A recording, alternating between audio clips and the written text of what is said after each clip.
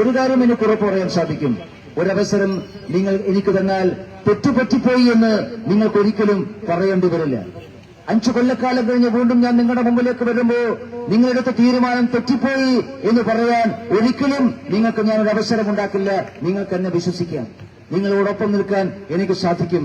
ഈ മണ്ഡലത്തിലെ സാധാരണക്കാരന് വേണ്ടി, ഈ മണ്ഡലത്തിലെ പാവപ്പെട്ടവർക്ക് വേണ്ടി, കർഷകർക്കും തൊഴിലാളികൾക്കും അവർ വീട്ടമ്മമാർക്കും കുട്ടികൾക്കും ചെറുപ്പക്കാർക്കും എല്ലാവർക്കും വേണ്ടി നിങ്ങളുടെ ശബ്ദം ഇന്ത്യൻ പാർലമെന്റിൽ ഉയർത്താൻ എനിക്ക് സാധിക്കും.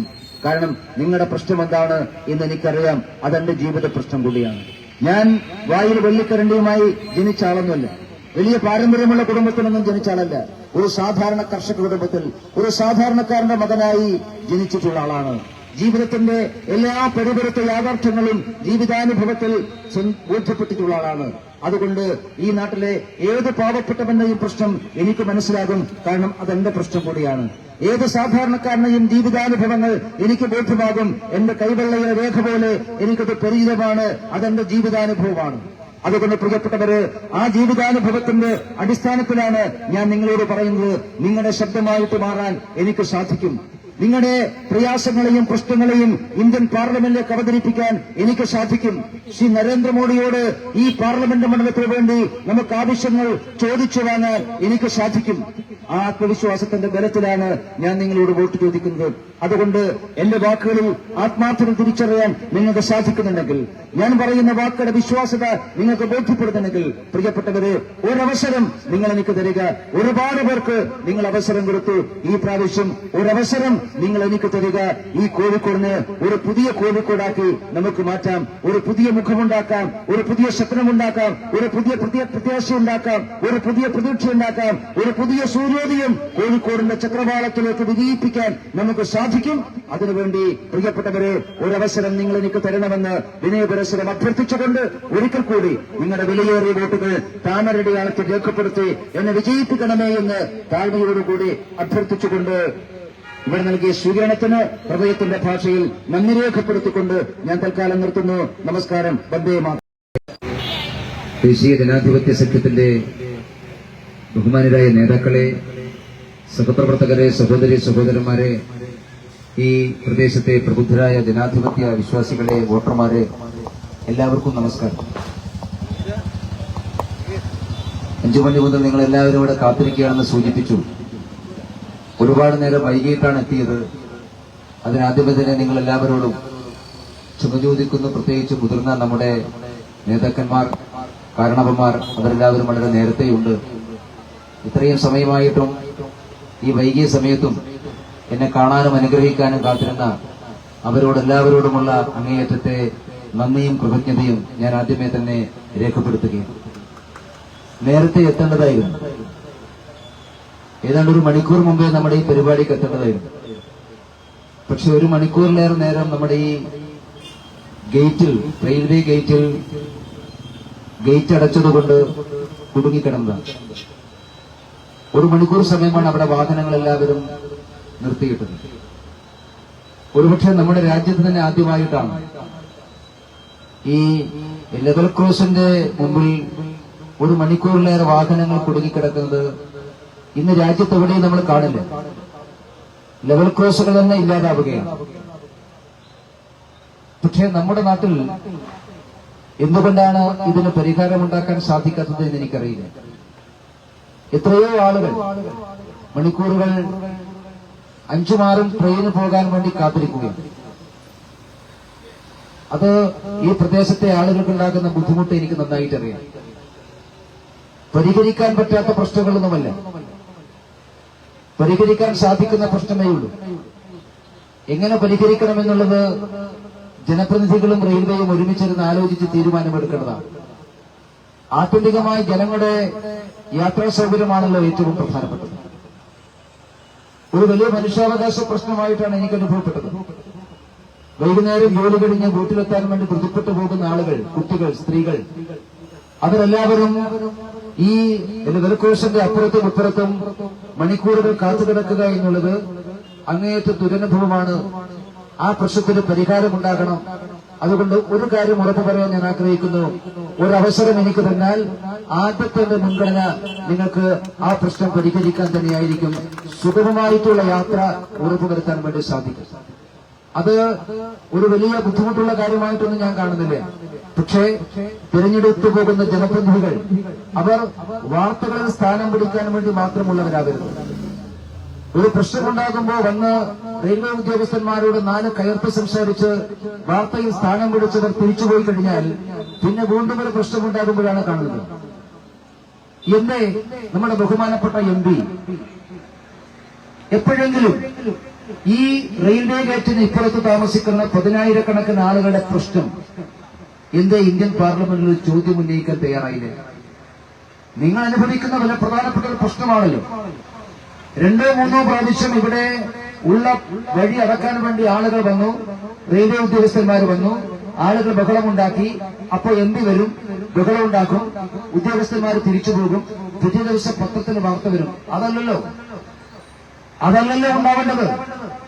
Narendra Modi government Kozhikode railway station വികസിപ്പിക്കാൻ പണം അനുവദിച്ചപ്പോ റെയിൽവേ ഉദ്യോഗസ്ഥന്മാരുടെ പിന്നാമ്പുറത്ത് അടുക്കളയിൽ പോയിട്ട് ആ വാർത്ത ചോർത്തിയെടുത്ത് കോഴിക്കോട് വന്ന് പത്രസഭ നടത്തി അതിന്റെ ആളാണ് എന്ന് പറഞ്ഞ് മെയിൻ നടക്കുന്ന MPക്ക് ഈ ചെറിയൊരു പ്രശ്നം റെയിൽവേ ഉദ്യോഗസ്ഥ മന്ത്രാലയവുമായിട്ടും റെയിൽവേ മന്ത്രിയുമായിട്ടും സംസാരിച്ച് തീർക്കാൻ സാധിക്കുന്നില്ല. അപ്പൊ അത് വേണ്ട എന്നുള്ളതുകൊണ്ടല്ലേ, അത് ആവശ്യമില്ല എന്നുള്ളതുകൊണ്ടല്ലേ. പ്രശ്നം പരിഹരിച്ചാലും ഇല്ലെങ്കിലും ഈ കടലോരത്ത് താമസിക്കുന്ന ആളുകൾ ഇവർക്ക് കാലാകാലമായി വോട്ട് ചെയ്യുമെന്നുള്ളതുകൊണ്ടല്ലേ. ആ അഹങ്കാരത്തിന്റെ പേരിലാണല്ലോ പ്രശ്നം പരിഹരിക്കുന്നത്.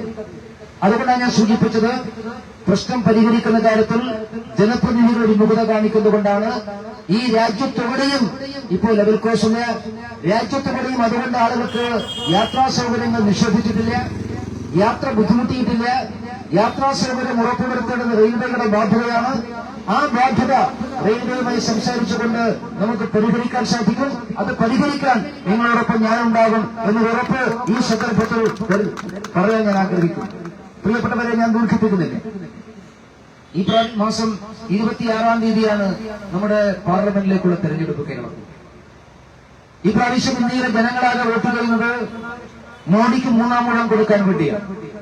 3ാമതും ശ്രീ നരേന്ദ്രമോദി രാജ്യത്തിന്റെ പ്രധാനമന്ത്രിയാകണം എന്ന് ആളുകൾ ആഗ്രഹിക്കുന്നു.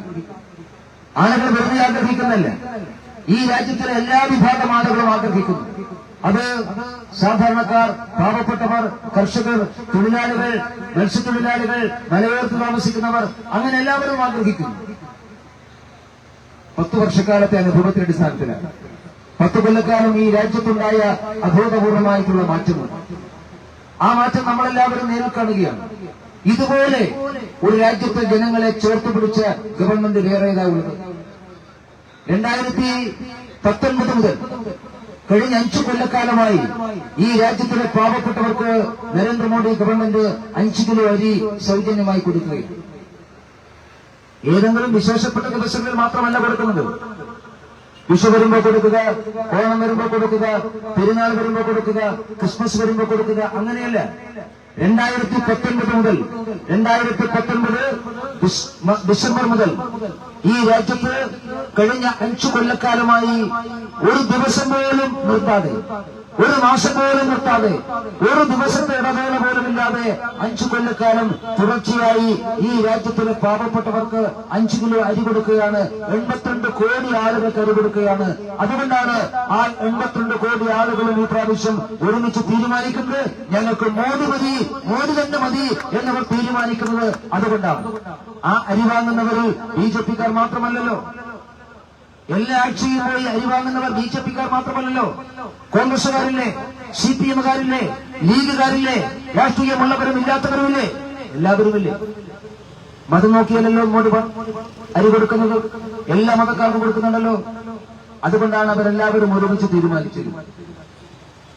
കഴിഞ്ഞ 7 കൊല്ലമായി ഈ രാജ്യത്തിലെ 13 കോടി കർഷകന്മാർ 6000 രൂപ വെച്ച് വർഷം കിട്ടുകയാണ്. പ്രാവശ്യം അവരെല്ലാവരും തീരുമാനിക്കുന്നു.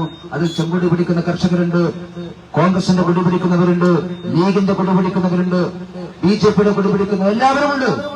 ഈ 13 കോടിയിൽ എല്ലാവരുമുണ്ട്. അവരെല്ലാവരും ഈ പ്രാവശ്യം തീരുമാനിക്കുന്നു, ഞങ്ങൾ പിടിക്കുന്ന കൊടി തൽക്കാലം ഞങ്ങൾ മാറ്റിവെക്കുകയാണ്. 7 കൊല്ലമായി ഞങ്ങളുടെ ബാങ്ക് അക്കൗണ്ടിലേക്ക് കൃത്യമായി 6000 രൂപ തരുന്ന നരേന്ദ്രമോദി മതി ഞങ്ങൾക്ക് എന്ന് അവരെല്ലാവരും ഒരുമിച്ച് തീരുമാനിക്കുകയാണ്. പ്രിയപ്പെട്ടവരെ, ഞാൻ ഓരോന്നും എണ്ണി പറയണമെന്നൊന്നും ആഗ്രഹിക്കുന്നില്ല. ഈ രാജ്യത്തിലെ ജനം തീരുമാനിക്കുന്നത് അവന്റെ ജീവിതാനുഭവത്തിന്റെ അടിസ്ഥാനത്തിലാണ്. അടുപ്പിൽ പുക ഊതി ശ്വാസകോശാർബുദം വന്ന് മരണത്തോട് മല്ലിട്ട് കിടക്കുന്ന കോടിക്കണക്കിന് സ്ത്രീകളുള്ള നാടാണ് നമ്മുടെ നാട്. ആ നാട്ടിലാണ് നരേന്ദ്രമോദി അവർക്ക് സൗജന്യമായി പാചകവാതക കണക്ഷൻ കൊടുത്തത്. 11 കോടി വീട്ടമ്മമാരാണ് അതിന്റെ ഗുണഭോക്താക്കളായിട്ടുള്ളത്.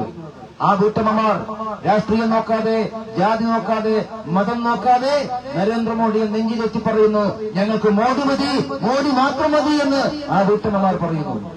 ഇതാണ് ഈ രാജ്യത്തിന്റെ വികാരം. ആ വികാരമുള്ളത് കൊണ്ടാണ് ശ്രീ നരേന്ദ്രമോദി വീണ്ടും ഈ രാജ്യത്തിന്റെ പ്രധാനമന്ത്രിയാകാൻ വേണ്ടി പോകുന്നത്. അതുകൊണ്ട് പ്രിയപ്പെട്ടവരെ, മോദി വീണ്ടും മൂന്നാമതും വരുമ്പോ സ്വാഭാവികമായും അതിന്റെ ഗുണം കോഴിക്കോടിനും ഉണ്ടാകണം. ഈ രാജ്യം മുഴുവൻ വികസിക്കുമ്പോ നമ്മുടെ കോഴിക്കോട് വികസിക്കണം. അതുകൊണ്ടാണ് ഞാൻ നിങ്ങളോട് അഭ്യർത്ഥിക്കുന്നത്, ഒരു പുതിയ കോഴിക്കോടിന് വേണ്ടി നമുക്ക് വോട്ട് ചെയ്യണം. നമുക്കൊരു പുതിയ കോഴിക്കോടാണ് വേണ്ടത്. നാം കണ്ടു പരിചയിച്ച കോഴിക്കോടേ അല്ല. കോഴിക്കോടിന് ഒരു ഗതകാല പ്രൗഢി ഉണ്ടായിരുന്നു. പഴയ ആളുകൾക്ക് എല്ലാവർക്കും അറിയാം, കോഴിക്കോട് എന്ന് പറഞ്ഞാൽ എല്ലാ വികസനത്തിന്റെയും നാടായിരുന്നു. വ്യവസായം, വാണിജ്യം, കൃഷി, വിദ്യാഭ്യാസം എല്ലാത്തിന്റെയും കേന്ദ്രമായിരുന്നു. അതെല്ലാം പുറകോട്ട് പോയി. നമുക്കതെല്ലാം വീണ്ടെടുക്കണം. അതെല്ലാം വീണ്ടെടുക്കുന്ന ഒരു പുതിയ കോഴിക്കോട് ഉണ്ടാകണം. ആ പുതിയ കോഴിക്കോട് എന്ന് പറയുമ്പോ ഞാൻ സൂചിപ്പിച്ചത് അത് ഏതെങ്കിലും ഒരു മേഖലയുടെ വികസനം മാത്രമല്ല. പലപ്പോഴും സംഭവിക്കുന്നത്, ഇവിടുന്ന് ജയിച്ചു പോയിട്ടുള്ള ആളുകളെല്ലാവരും കോഴിക്കോടിനെ കുറിച്ച് പറയുമ്പോൾ അത് റെയിൽവേ പാളത്തിന്റെ അപ്പുറത്ത് മാത്രമേ ഉള്ളൂ. റെയിൽവേ പാളത്തിന്റെ ഇപ്പുറത്തേക്ക് ജീവിക്കുന്ന ആളുകളെ കുറിച്ച് അവരാരും ചിന്തിക്കുന്നില്ല. ഇവിടെ പുതിയാപ്പ് മുതൽ ബേപ്പൂർ കോടീശ്വരം വരെ നീണ്ടു നിൽക്കുന്ന ഈ വിശാലമായിട്ടുള്ള തീരപ്രദേശത്ത് ജീവിക്കുന്ന പാവപ്പെട്ട മത്സ്യത്തൊഴിലാളികൾ, കടലിനോട്, കടലമ്മയോട് മല്ലടിച്ചുകൊണ്ട് ജീവിത പ്രയാസത്തിന്റെ നടുക്കയത്തിൽ ആണ്ടുപോയി ജീവിക്കാൻ തയ്യാറാകുന്ന ഏറ്റവും സാധാരണക്കാരായ, ഏറ്റവും പാവപ്പെട്ട മത്സ്യത്തൊഴിലാളികൾ. എന്തേ ഇവിടുന്ന് ജയിച്ചു പോയവർ അവരാരും ഈ മത്സ്യത്തൊഴിലാളികളെ കുറിച്ച് ചിന്തിക്കുന്നില്ല? അവരുടെ ജീവിത പ്രയാസങ്ങളെ കുറിച്ച് ചിന്തിക്കുന്നില്ല? ജൂൺ ജൂലൈ മാസമായാൽ നിങ്ങളെല്ലാവരുടെയും മനസ്സിൽ ആധിയാണ്, നെഞ്ചിൽ തീയാണ് എന്ന് എനിക്കറിയാം. കടലാക്രമണത്തിന്റെ ഭീഷണിയുണ്ട് ഈ തീരദേശം മുഴുവനും. ആകെ നമുക്ക് ഈ അപ്പുറത്തും ഇപ്പുറത്തുമുള്ള പ്രദേശത്തെ മാറ്റി നിർത്തി കഴിഞ്ഞാൽ ബാക്കി എല്ലാ പ്രദേശവും കടലാക്രമണ ഭീഷണിയിലാണ്. എത്ര കൊല്ലമായി നാം ഈ മേഖലയിലെ ആളുകൾ പറയുന്നു കടൽ ഭിത്തി കെട്ടണമെന്ന്. ആരാണ് തടസ്സം? പൈസയില്ലാത്തതാണോ? കഴിഞ്ഞ പ്രാവശ്യം പുരുഷോത്തം ദാസ് റൂപാല, നമ്മുടെ വിഷയവിദ്യാഭ്യാസ മന്ത്രി, നിങ്ങളുടെ ഈ വെള്ളി കടപ്പുറത്ത് വന്നല്ലോ. ആ കടപ്പുറത്ത് വന്നിട്ട് എല്ലാ ഉദ്യോഗസ്ഥന്മാരെയും വിളിച്ചു ചോദിച്ചല്ലോ, പൈസയുണ്ടല്ലോ. കേന്ദ്ര ഗവൺമെന്റ് നമ്മുടെ പ്രകൃതി ദുരന്തങ്ങൾ കൈകാര്യം ചെയ്യാൻ വേണ്ടി കോടിക്കണക്കിന് രൂപ കൊടുത്തു കേരളത്തിന്. മന്ത്രി ആ ഉദ്യോഗസ്ഥന്മാരോട് ചോദിച്ചു, പ്രകൃതി ദുരന്തം എന്ന് പറഞ്ഞാൽ ഈ കാലവർഷക്കാലത്ത് കടലാക്രമണം ഉണ്ടായി തീരദേശത്തെ ആളുകളുടെ വീടും സ്ഥലവും നഷ്ടപ്പെട്ടു പോകുന്നത് പ്രകൃതി ദുരന്തമല്ലേ? അവർക്ക് കടൽ ഭിത്തി കൊട്ടിക്കൊടുക്കാൻ ഈ കാശ് ഉപയോഗിച്ചുകൂടെ? കോടിക്കണക്കിന് രൂപ കേന്ദ്ര ഗവൺമെന്റ് തരുമ്പോ ആ പണം എന്തുകൊണ്ട് ഉപയോഗിച്ചുകൂടാ എന്ന് ചോദിച്ചത് ഒരു ഉത്തരം ഉദ്യോഗസ്ഥന്മാർ പറഞ്ഞില്ലല്ലോ. എന്താ ഉദ്യോഗസ്ഥന്മാർ ഉത്തരം പറയാത്തത്? ഉദ്യോഗസ്ഥന്മാർ പറയുന്നത് അത് രാഷ്ട്രീയ തീരുമാനമുണ്ടാകണം. പ്രിയപ്പെട്ടവരെ, ആരാ രാഷ്ട്രീയ തീരുമാനമുണ്ടാക്കേണ്ടത്? രാഷ്ട്രീയ തീരുമാനമുണ്ടാക്കേണ്ടത് എംപിയും MLA-മാരുമാണ്. ഇവിടുന്ന് ജയിച്ചു പോയിട്ടുള്ള എംപിയും MLA-മാരുമാണ്. അവരല്ലേ തീരുമാനമുണ്ടാക്കേണ്ടത്? എന്തുകൊണ്ടാണ് അവർ തീരുമാനമുണ്ടത്? ഈ 3 നിയോജക മണ്ഡലങ്ങൾ എലത്തൂരും കോഴിക്കോടും ബേപ്പൂരും CPM LDF-ന്റെ കയ്യിലല്ലേ? കോഴിക്കോട് പാർലമെന്റ് ജയിച്ചത് കോൺഗ്രസ് അല്ലേ? ഈ എംപിയും MLA-മാരും വിചാരിച്ചാൽ ഈ പ്രശ്നത്തിന് പരിഹാരമുണ്ടാക്കാൻ സാധിക്കുമായിരുന്നില്ലേ? സാധിക്കാത്തത് മത്സ്യത്തൊഴിലാളികൾ രണ്ടാം കിട പൗരന്മാരാണ് എന്ന് വിചാരമുള്ളത് കൊണ്ടാണ്. ഒന്നും ചെയ്തില്ലെങ്കിലും കടലോരത്ത് താമസിക്കുന്ന ആളുകൾ അവർ സത്യസന്ധരാണ്, നന്മയുള്ളവരാണ്, അവർ വോട്ട് ചെയ്തുകൊള്ളും എന്നുള്ള വിചാരമാണ്. അങ്ങനെ എന്നും എപ്പോഴും ഇവർ ചൂണ്ടിക്കാണിക്കുന്നിടത്ത് വോട്ട് ചെയ്യുന്നവരല്ല കടലോരത്ത് താമസിക്കുന്നവരെന്ന് ഈ മാസം 26-ാം തീയതി തെളിയിക്കാൻ എന്റെ സഹപ്രവർത്തകരെ, സഹോദരന്മാരെ നിങ്ങൾക്ക് സാധിക്കണം. ആരാണ് കടലോരത്തെ നെഞ്ചോട് ചേർത്ത് പിടിക്കുന്നത്? ഈ രാജ്യത്ത് ഫിഷറീസ് വകുപ്പുണ്ടാക്കിയതാരാണ്? അതിന് കോടിക്കണക്കിന് രൂപ കൊടുത്താരാണ്? പാവപ്പെട്ട മത്സ്യത്തൊഴിലാളികളെ കുട്ടികൾക്ക് വേണ്ടി മത്സ്യസമ്പാദന യോജന എന്ന പദ്ധതി ആവിഷ്കരിച്ചത് ആരാണ്? അവർക്ക് വിദ്യാഭ്യാസ ആനുകൂല്യങ്ങൾ കൊടുത്താരാണ്? നരേന്ദ്രമോദി ഗവൺമെന്റാണ്. അതുകൊണ്ടാണ് ഞാൻ സൂചിപ്പിച്ചത്, ആരാണ് കടലോര മേഖലയെ നെഞ്ചോട് ചേർത്ത് പിടിക്കുന്നത് ഇത് തിരിച്ചറിയാൻ സാധിക്കണം. അതിൽ ജാതിയും മതവും ഒന്നുമില്ല. കടലോര മേഖലക്ക് ഈ സർക്കാർ ആനുകൂല്യം കൊടുക്കുന്നത് ജാതിയും മതവും നോക്കിയിട്ടല്ല. കടലിന്റെ മക്കൾ ഏത് ജാതിയായാലും ഏത് മതമായാലും ഏത് രാഷ്ട്രീയമായാലും അവർ കടലിന്റെ മക്കൾ തന്നെയാണ് എന്ന് വിശ്വസിക്കുന്ന പാർട്ടിയാണ് ഭാരതീയ ജനതാ പാർട്ടി. അതുകൊണ്ട് നമ്മൾ ആനുകൂല്യം മതം നോക്കിയിട്ടല്ല കൊടുക്കുന്നത്. ഞാൻ സൂചിപ്പിച്ചത്, നാം പുതിയ കോഴിക്കോടിനെ കുറിച്ച് ചിന്തിക്കുമ്പോൾ ഈ തീരദേശ മേഖലയിലെ സാധാരണക്കാരന്റെ പ്രശ്നങ്ങൾ കൂടി പരിഹരിക്കപ്പെടേണ്ടതാണ്. നമ്മുടെ കുട്ടികളുടെ വിദ്യാഭ്യാസം ഉറപ്പുവരുത്തണം. തൊഴിൽ സംരക്ഷിക്കപ്പെടണം. തൊഴിൽ സംരക്ഷിക്കപ്പെടുന്നതോടൊപ്പം തന്നെ ആവശ്യമായിട്ടുള്ള സുരക്ഷിതത്വം ഉണ്ടാവണം. തീരദേശത്ത് സമാധാനത്തോടുകൂടി കിടന്നുറങ്ങാൻ സാധിക്കണം. കടലിന്റെ ഇറക്കവും ഏറ്റവും നോക്കി നമ്മുടെ ജീവിതത്തിൽ ഏറ്റവും ഇറക്കവും ഉണ്ടാവരുത്. സമാധാനത്തോടുകൂടി കിടന്നുറങ്ങാൻ സാധിക്കുന്ന, സമാധാനത്തോടുകൂടി ജോലി ചെയ്യാൻ സാധിക്കുന്ന സാഹചര്യം ഉണ്ടാകണം. ഇപ്പോ പഴയതുപോലെയൊന്നല്ല. കടലിൽ പോയി കഴിഞ്ഞാൽ ഏറ്റവും ആധുനികമായിട്ടുള്ള സംവിധാനമുണ്ട്. കടലിൽ അകപ്പെട്ടു പോയാൽ, കടലിൽ ദുരന്തമുണ്ടായാൽ, അപകടമുണ്ടായാൽ അതിനൊക്കെ ഏറ്റവും അത്യന്താധുനികമായിട്ടുള്ള സംവിധാനങ്ങളുണ്ട്. പക്ഷേ നമ്മുടെ നാട്ടിലാണ് ഇതൊന്നും ഇല്ലാത്തത്. കടലിൽ 6-7 ദിവസം അകപ്പെട്ടു പോയി ആയുസിന്റെ ഭാഗം കൊണ്ട് തിരിച്ചു വന്നിട്ടുള്ള ധാരാളം ആളുകൾ ഈ നാട്ടിലുണ്ടല്ലോ. അത് ഈ കേരളത്തിൽ മാത്രമേ ഉള്ളൂ. മറ്റൊരു സംസ്ഥാനത്തും ഈ പ്രശ്നമില്ല. അതുകൊണ്ടാണ് ഞാൻ സൂചിപ്പിച്ചത്, തീരദേശത്ത് താമസിക്കുന്നവരെ കുറിച്ച്, അവരുടെ പ്രശ്നങ്ങളെ കുറിച്ച് പഠിക്കാനും അത് പരിഹരിക്കാനും ആവശ്യമായിട്ടുള്ള സംവിധാനം ഉണ്ടാകണം. പ്രിയപ്പെട്ടവരെ, ഞാൻ പുതിയ കോഴിക്കോടിനെ കുറിച്ച് പറയുന്നത് അതുകൂടി ഉൾപ്പെടുത്തിക്കൊണ്ടാണ്. ഞാൻ ദുരിപ്പിക്കുന്നില്ല. അതുകൊണ്ട് ഒരവസരം നിങ്ങൾ എനിക്ക് തരിക, കോഴിക്കോടിനെ ഇന്ത്യൻ പാർലമെന്റ് പ്രതിനിധീകരിക്കാൻ, കോഴിക്കോടിന്റെ ശബ്ദം ഇന്ത്യൻ പാർലമെന്റ് എത്തിക്കാൻ എനിക്കത് സാധിക്കുമെന്നുള്ള ആത്മവിശ്വാസമുണ്ട്. ഇന്ത്യൻ പാർലമെന്റ് ഉയരേണ്ടത് വലിയ മുതലാളിമാരുടെ ശബ്ദമല്ല. ഇന്ത്യൻ പാർലമെന്റിൽ കോഴിക്കോടിന്റെ ശബ്ദമായി ഉയരേണ്ടത് വ്യവസായികളുടെയോ മുതലാളിമാരുടെയോ ഭൂപ്രമാണിമാരുടെയോ ഒന്നും ശബ്ദമല്ല. ഈ നാട്ടിൽ മലയോര മേഖല താമസിക്കുന്ന പാവപ്പെട്ടവർ, കടലോരത്ത് താമസിക്കുന്ന പാവപ്പെട്ടവർ, ഗ്രാമീണ മേഖലയിൽ താമസിക്കുന്ന പാവപ്പെട്ടവർ, വിദ്യാർത്ഥികൾ, കുട്ടികൾ, തൊഴിലാളികൾ, കർഷകർ, ചെറുപ്പക്കാർ, വീട്ടമ്മമാർ, ഇവരുടെയൊക്കെ ശബ്ദം ഇന്ത്യൻ പാർലമെന്റ് ഉയരണം. ആ ശബ്ദം ഉയർത്താനാണ് പ്രിയപ്പെട്ടവരെ ഞാൻ നിങ്ങളോട് വോട്ട് ചോദിക്കുന്നത്. അത് ഉയർത്താൻ സാധിക്കുമെന്നുള്ള ആത്മവിശ്വാസം എനിക്കുണ്ട്. കാരണം ആ പ്രശ്നങ്ങൾ എനിക്കറിയാം. ഞാനൊരു വലിയ വായിൽ വെള്ളിക്കരണ്ടിയുമായി ജനിച്ച ആളൊന്നല്ല. ഞാനൊരു സമ്പന്ന കുടുംബത്തിൽ ജനിച്ച ആളുമല്ല. ഞാനൊരു സാധാരണ കർഷക കുടുംബത്തിൽ ജനിച്ചിട്ടുള്ള ആളാണ്. കർഷക കുടുംബത്തിൽ ജനിച്ച് ജീവിച്ച് ഏറ്റവും സാധാരണക്കാരായിട്ടുള്ള ആളുടെ പ്രശ്നങ്ങൾ, ആ പ്രശ്നങ്ങളോടൊപ്പം ജീവിച്ചതാണ്. കാരണം ആ പ്രശ്നങ്ങളൊക്കെ എന്റെ പ്രശ്നങ്ങൾ കൂടിയാണ്. എല്ലാ സാധാരണക്കാരും അനുഭവിക്കുന്ന പ്രയാസങ്ങളും ദുരിതങ്ങളും ഏറ്റവും ചെറിയ കാലം മുതലേ ജീവിതാനുഭവത്തിൽ ബോധ്യമായിട്ടുള്ള ആളാണ്. അതുകൊണ്ട് കുടിക്കാൻ കുടിവെള്ളമില്ലാത്തവന്റെ പ്രശ്നം എനിക്കറിയാം. കുടിവെള്ളം ഈ വേനൽക്കാലത്ത് കിട്ടാതാകുമ്പോ അതിന്റെ ബുദ്ധിമുട്ടറിയാം. അത് അനുഭവിച്ചറിഞ്ഞിട്ടുള്ള വ്യക്തിയാണ് ഞാൻ. ഈ നാട്ടിൽ സാധാരണക്കാരും പാവപ്പെട്ടവർ അനുഭവിക്കുന്ന ബുദ്ധിമുട്ടുകൾ അറിയാം. അതുകൊണ്ടാണ് ഞാൻ പറഞ്ഞത്, എനിക്കതാരും പറഞ്ഞു തരേണ്ട ആവശ്യമൊന്നുമില്ല. ഉള്ളം കൈയിലെ രേഖ പോലെ അതെല്ലാം എനിക്കറിയുന്നതാണ്. ആ പ്രയാസങ്ങളും വിഷമങ്ങളുമാണ് പ്രിയപ്പെട്ടവരെ ഇന്ത്യൻ പാർലമെന്റിൽ സാധിക്കും. അതിന്റെ അവസരം നിങ്ങൾ എനിക്ക് തരിക. ഒരു കാര്യം ഞാൻ നിങ്ങൾക്ക് ഉറപ്പു തരാം, വലിയ വലിയ വാഗ്ദാനങ്ങളുടെ ഭരണരാജ്യങ്ങളൊന്നും വാരി വരാൻ ഞാനില്ല. ഈ മണ്ഡലത്തിലാകെ തേനും പാലും സ്വീകരണത്തിന് ഹൃദയംഗമമായ